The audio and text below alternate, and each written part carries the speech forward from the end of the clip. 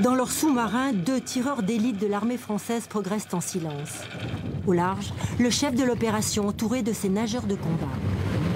Des gestes minutés, répétés des milliers de fois. Sous l'eau, les fusils de précision sont extraits du propulseur.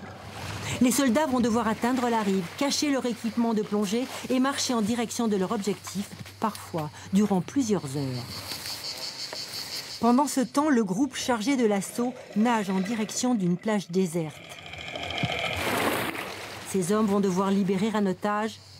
Déjà, les tireurs d'élite prennent position à quelques centaines de mètres de la maison où l'homme est détenu. C'est important d'avoir quelqu'un qui a un œil sur l'objectif. Ça permet d'adapter la progression et le positionnement de notre équipe assaut à la situation. Le capitaine de corvette Brieux commande depuis plus d'1 an le commando Hubert. Aujourd'hui, il assiste avec nous à un entraînement à balles réelles.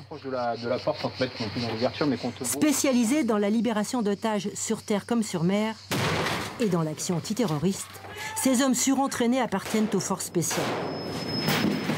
Leur terrain d'action, l'Afghanistan, l'Afrique, le Sahel. Ce jour-là, l'un d'entre eux prend la place de l'otage. C'est obligatoire de s'entraîner à balles réelles parce que ça permet de prendre conscience que c'est pas juste un jouet, on n'a pas le droit à l'erreur.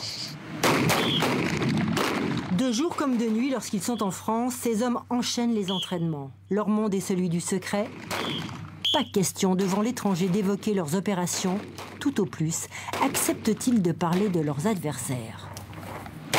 Nous faisons évoluer nos procédures, nos matériels et nos équipements et ils font évoluer leur méthode de travail. Si hier c'était plutôt une menace qui était attachée à un État, aujourd'hui c'est une menace qui est assez mouvante, qui n'a plus de frontières, qui est protéiforme. Face à ces ennemis de plus en plus performants, il leur faut recruter les meilleurs. L'homme clé du dispositif, le directeur du cours nageur de combat. On tourne au sud, direction Camaret. Ce jour-là, rendez-vous dans un port de l'Atlantique avec 8 candidats à la certification.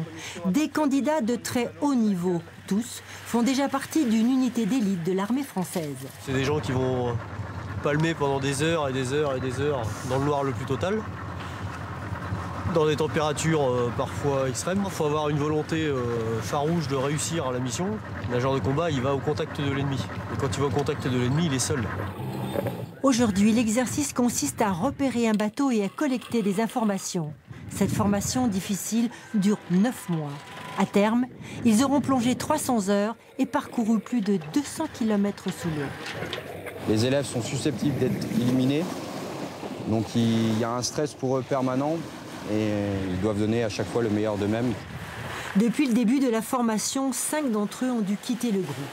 Fin juillet, le 1000e nageur de combat sortira de cette école et ira rejoindre le commando Hubert.